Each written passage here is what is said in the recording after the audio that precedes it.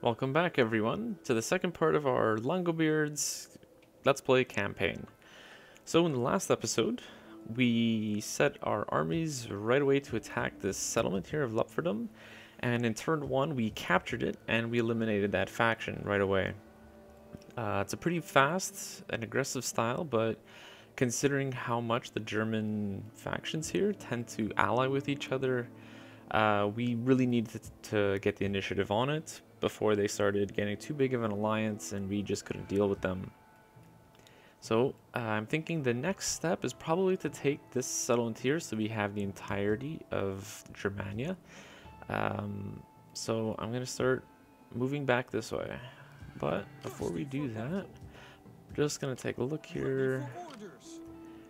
I have some mercenaries. I think I'm going to just keep the onagers though. So I'm not going to remove anything else. Do we want to change our sacred ground? I think we were saying last time that we may have a... Yeah, we do have an objective here to build a sacred forest, so I'm going to keep it. Because, yeah, Sacred Grove leads to Sacred Forest eventually. But to be honest, that's a pretty land for loyalty tech. Okay, let's see where that is. Let's see if it's actually obtainable. Land for loyalty.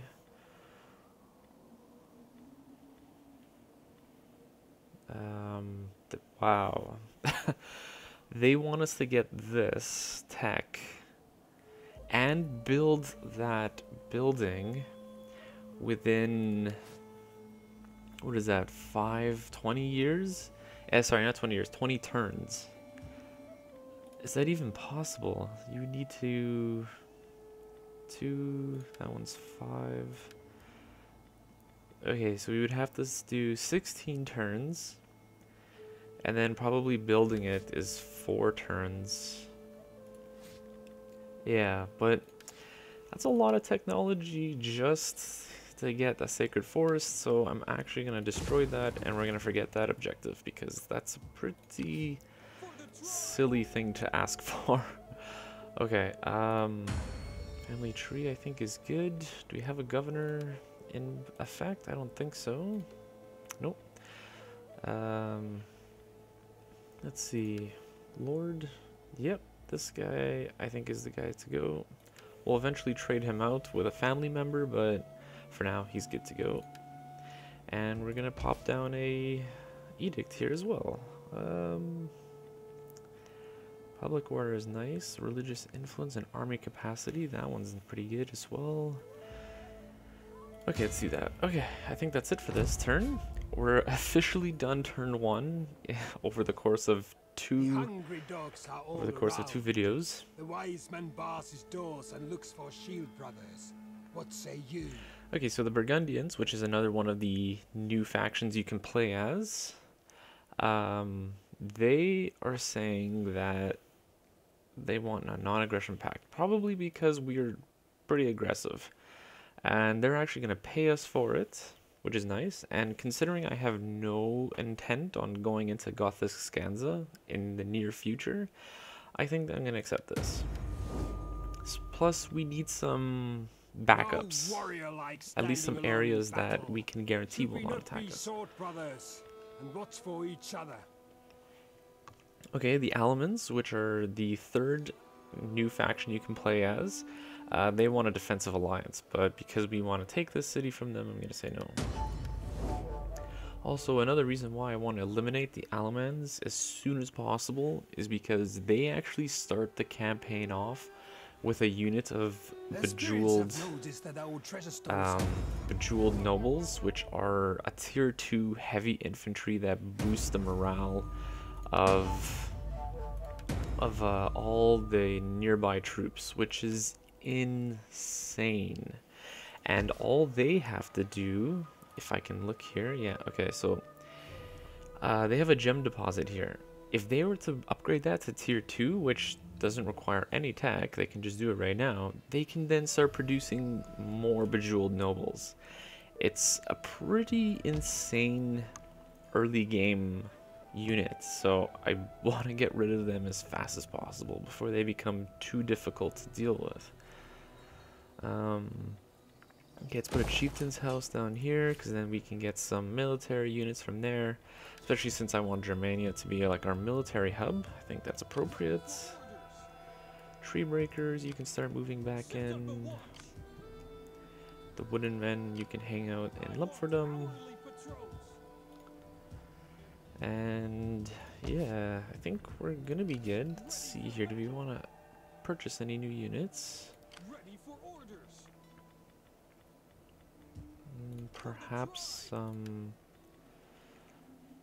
more skirmishers. Actually, no. Let's get some more of these young wolves. Yeah, I think that's the way to go here. Plus, I think we do have an objective for that. Young wolves, we need 10 of them. Right now we're at 4, making another 4, so we'll almost be done that. Now let's see if we can get some more trade and non-aggressions.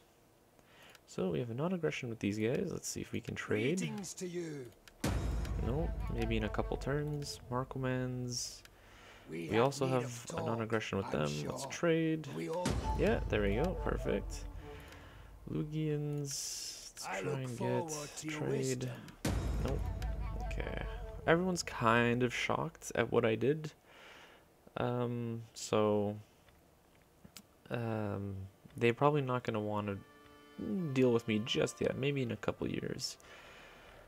But we did secure one trade route, which is nice. We're now making like almost 100 more gold per turn. And let's see, do we want any family actions? I don't want to put this general in a companion slot. He's going to build up too much influence and ruin his power balance. So I'm just going to leave him like that. I'll get him into... I want him to eventually become elder and judge, but he doesn't have the influence to actually get there yet, so we're going to have to wait. And hopefully by then we'll have our Prince of Age, and he'll take actually command of that second army.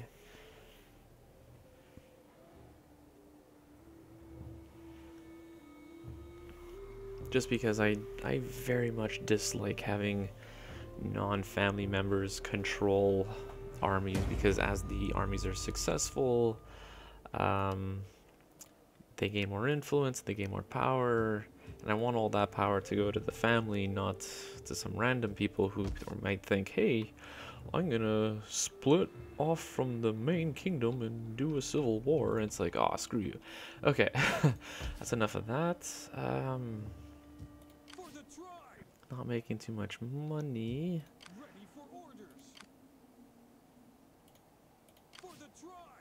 Let's get a couple more young wolves here. We don't really have much to do. We need to attack these guys quickly.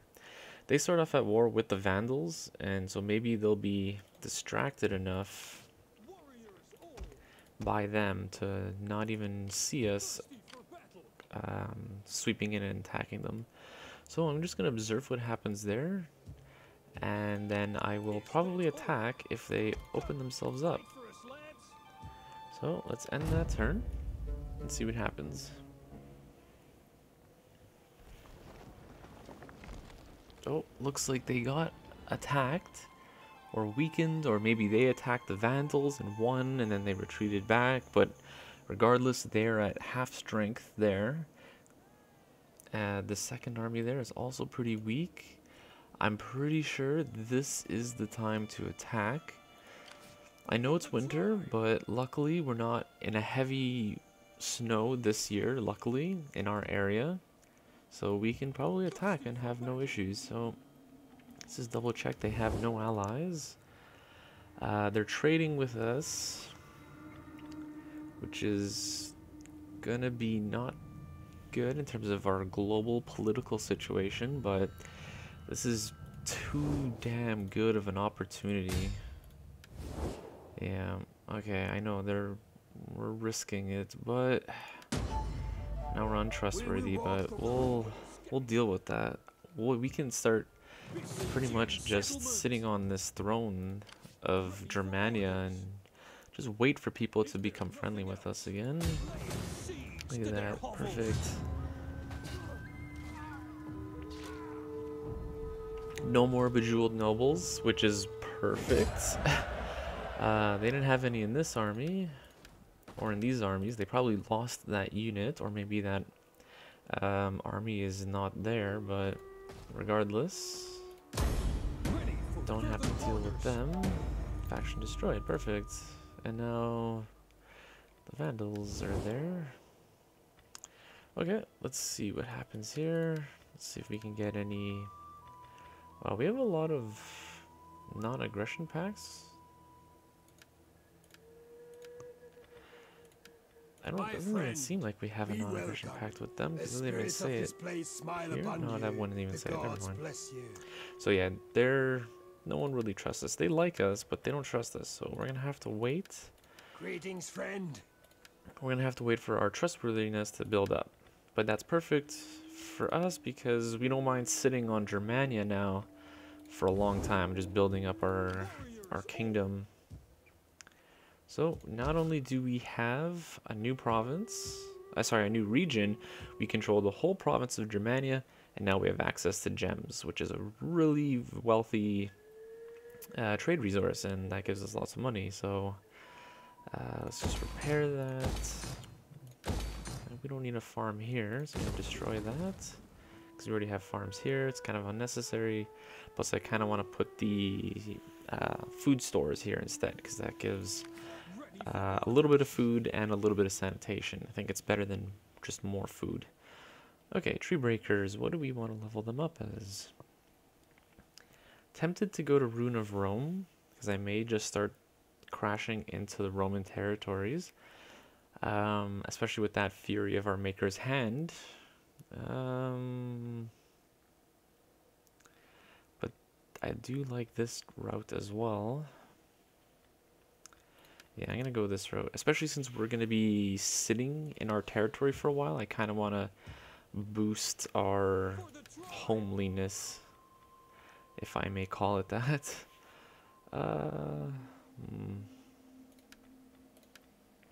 What can this guy get? That's for a governor. Public order +5. Let's see if we can adjust some of these. Okay, +5. Perfect. Or actually, wait, maybe it would be better to get him the wealth and then give our king, who we know is going to conquer lands, given the public order one. I think that's the best way to go. Do we want to steal more cash? We do have enough influence to protect ourselves, so yeah, get some cash. This army here can head back there. And I believe we have the young wolves checked off. Perfect. Can't really do too much. Let's see if we can get a non-aggression with the Vandals. Actually, they hate us for some reason. Okay, let's see why they hate us. Cultural aversion. Because they're Aryan Christian and we're Germanic pagan. Okay, that's the main reason. It's religion. Religion and culture. Okay, well, I guess I'm gonna move. I can't move them back. Hopefully they don't attack us this turn. Even if they do, I'm pretty sure our king can protect against one army. And it looks like they left anyway, so we don't have to worry. Perfect. Okay, sweet. Now we have a new capital. Well, technically that's our capital, but I like to consider this as our actual capital, as our governor is here, and we have gems here, and our king is here. And it's the capital of the province. The Lay of Ybors. Okay, so in the expansion, if you play as one of the new factions, you get this special quest line where this this warrior named Ybor, he tries to go off on an adventure, and you kind of take on his sort of adventure through these quest decisions, and they'll give you like a scenario, and you like kind of tell them what to do, and it kind of determines what kind of person he becomes, and eventually he'll come back to us as a really crazy good general, usually, and yeah, we'll just see how it goes. Okay, so Ybor is growing restless. He wants to go out into the wilds. He wants our permission to leave, although it pains us. We know that he'll return stronger, shaped by his wonders. What should be a gift on him? So I'm pretty sure we want to give this warrior a sword, because all good warriors need swords, especially since we stole the money to pay for the sword. Yeah. Okay, so let's destroy this. Down. This artisan, we're gonna wait for woodcarver, so we can get those Germanic bows and onagers. Actually, speaking of onagers, we don't need the mercenary one anymore. It's taking up a lot of our money. I'm thinking, horse hewers. They're tier 2. That's insane. Okay. Do we want to build this up? Yeah, probably. That's a lot of our money, though. But considering we're going to be sitting for a while, I think it's... Oh, no, wait. I want to wait and build that gem cutter. Never mind. Sorry, guys. I'll do that next turn. Let's do some quick diplomacy here. Let's see if we can... Let us talk. No, we're still... Oh, no, we're back to trustworthy. So, I don't know. Maybe we should be able to... No one wants to. I think they're still upset of what we did. So if I go to the Franks and we look here, yeah, see right there, military actions against the Alamans. So we'll let that settle. But it looks like the Franks are deteriorating with us, which is not good. Deteriorating as well with the Burgundians. Lugians are improving, so maybe they would be a good option to trade with. Nope. Okay.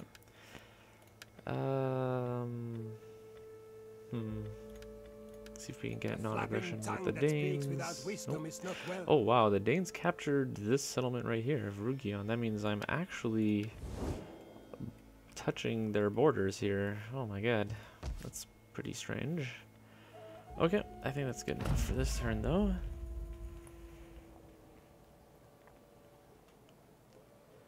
So now we gotta think. What are we going to do after we build up our province and we get our political situation under control again? Where should we move? Should we move north into Frisia here? Get access to naval trade? Imperium is nice. Okay, so this is the next step here. So, Ybor strides into the lush forests. He sees men clashing with steel. There's bandits trying to kill some travelers. You know, the usual. And then there's also a poet and a priestess. Who should we save, the poet or the priestess? I'm thinking Ybor is going to be a pretty religious kind of guy. Yeah, as a sort of religious warrior, not religious warrior, but like, you know, he honors the gods kind of thing. So let's say the priestess. Yeah, he's a warrior who has respect for the gods. That sounds pretty awesome. Our king has leveled up, so we can out of favor. What? That's not good. Definitely infantry commander. Another infantry commander. Okay, so we could pick up the gem cutter, or we could get that granary there. I think the granary is more important.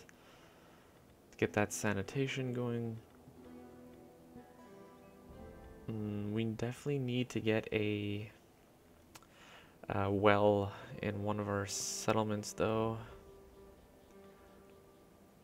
Yeah, that's gonna be important to get. I think this.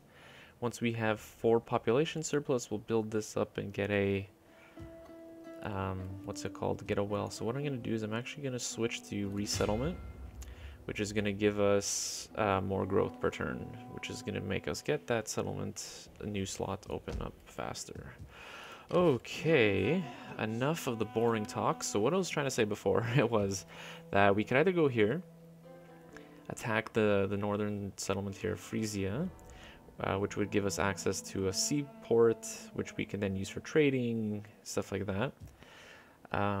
Option 2 is we could attack this area, but I don't know. There are a couple resources there. Not too sure. That could be interesting though. This kind of fits into that province there of Hercynia. Or we could go south or west, which is all Romans, and we could make use of our Fury of our Maker's Hand ability, which gives us +10 morale when fighting against other religions, which is pretty cool. And we're pretty much going to see that the most against the Romans in our campaign. So yeah, that's the option. So for now, I'm going to just build up our settlement like we said we were, and we'll see what happens. Maybe someone will declare war on us and we won't have to make that choice. Oh, yep, our son Ulrich has become a man. And so now we can go to this army and say, hey, Mr. Ermenric, you have a bad name. I'm going to replace you with... what the... Okay, maybe he needs a turn to... I think he needs one turn to actually effectively become an available general. So next turn, we'll do it. Governor has leveled up. Give him more wealth to our animal husbandry buildings of the province. And... we need Wolf just to start everything off. Alright, cool. Yeah, so I'm actually not entirely sure what I feel like doing.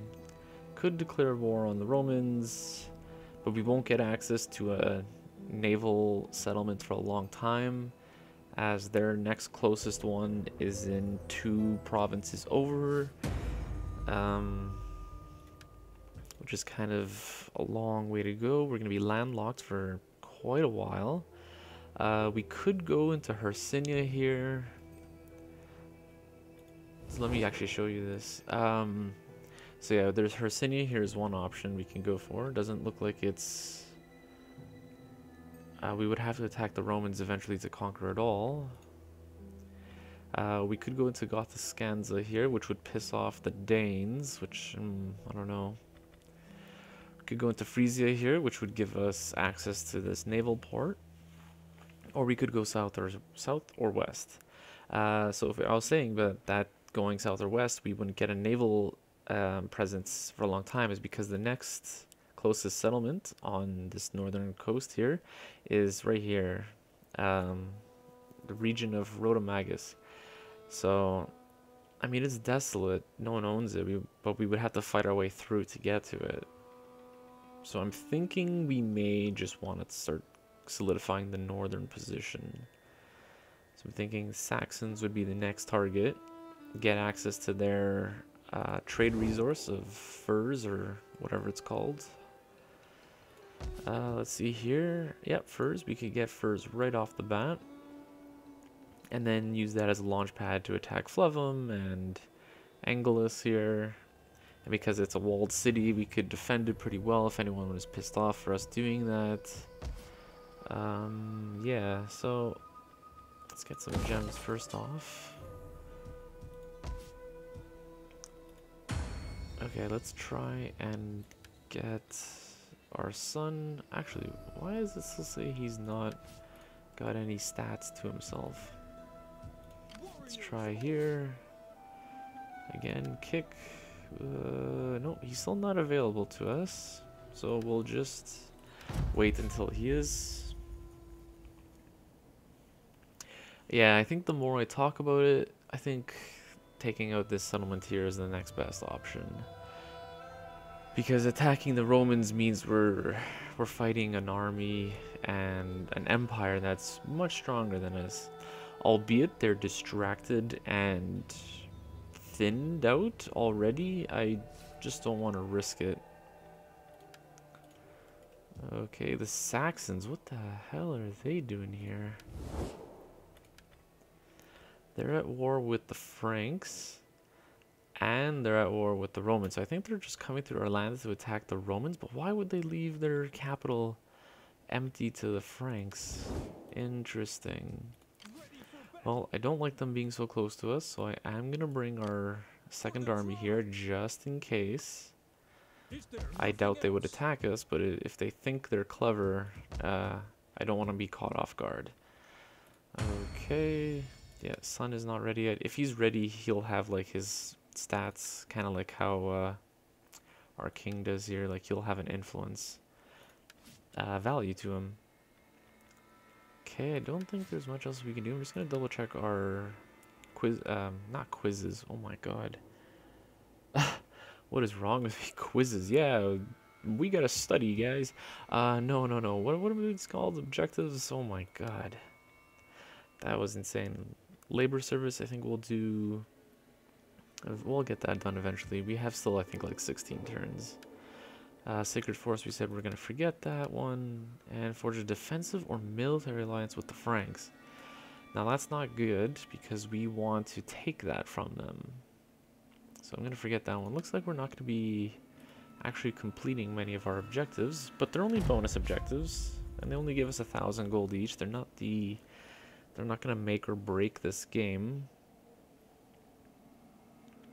And we already completed, I think, one of them, and we're going to get one other one for sure, so we're good.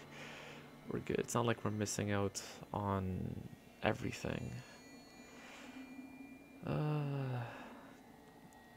I'm very surprised that these guys are at war. Okay, so here we go. I think this is the last event for the Ibor chain of events. So he saved the priestess's life. He proved to be the manifestation of Godan. And so the priestess considers it her sacred duty to guide Ybor and enhance his destructive or his healing powers. We can only choose one. So let's focus on him being this super warrior who honors the gods kind of thing. And he's going to be a destructive force. And that sounds pretty badass. Okay, so the Saxons are gone, but I don't know what's happening here. I'm gonna send our other army here to scout their capital. Yeah, they retreated back to their capital, which is obvious. So I'm actually gonna bring our armies up here, and I'm gonna wait for the Franks and the Saxons to fight each other, and then once the Saxons are weakened, capitalize on that. And yeah, so we've still got a while before we can get that going. Wow, this can give us Germanic crossbowmen for having farms. It's kind of a weird thing. It's like, hey guys, let's build farms. You know what that means? Crossbows. Yeah, I know, I really couldn't think of a good joke. Sometimes it's tough to think of jokes on the fly. I don't have much else to do, actually. Okay, so now Ulrich is a full-fledged statesman. So we are going to... Oh, it's right. We need to start getting him a wife as soon as we can. So the first things first, gonna get Ermenric, kick him, and get Ulrich. Yep. Put him into that spot, and let's get him some stuff. Construction, that's probably going to be better for our governor. That's also going to be for our governor, and...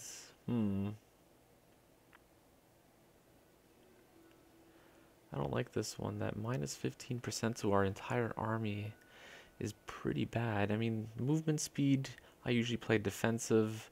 Melee attack, I usually play defensive.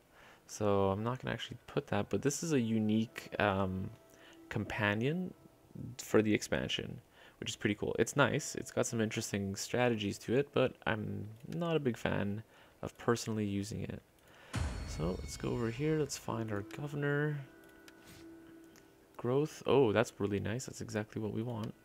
Let's get him that. And then actually our king can probably take this map holder. Minus 10% cost for sanitation buildings, which is nice. And then I'm pretty sure, no, we're not gonna do that. So let's see if we can get a wife for our prince, Franks. You guys got a, nope. You can tell right away if they have an option, is because you'll see the arranged marriage option. If it's not there, they got no one to offer, or we have no one to offer. Okay, the Marklemans do. She's fertile. This is perfect. Moderate. Oh, perfect. Look at that. So, we've now successfully married off our prince, and because she's fertile, it's going to really boost the chances of having children, legitimate children, and so we can help secure our line of kings here. Perfect. That's actually really nice the way that turned out. Okay, so yeah, I think that's enough for this turn.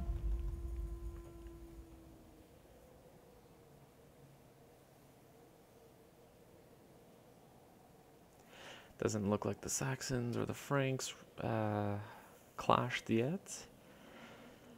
I'm really surprised at how many armies and how many troops the Saxons can afford at the moment. With only a single region. I think they're one of their navies. They start off with a navy, and it's probably raiding and getting more cash. So, okay, so in case you didn't see there, the Danes are dead, which is pretty crazy. It looks like the Varangians took back their settlement, and looks like someone nuked their settlement here. So probably the Utes or the Geats attacked them and destroyed them, or it could have even been the Varangians. They probably, maybe they bounced back and just got super angry and said, screw you.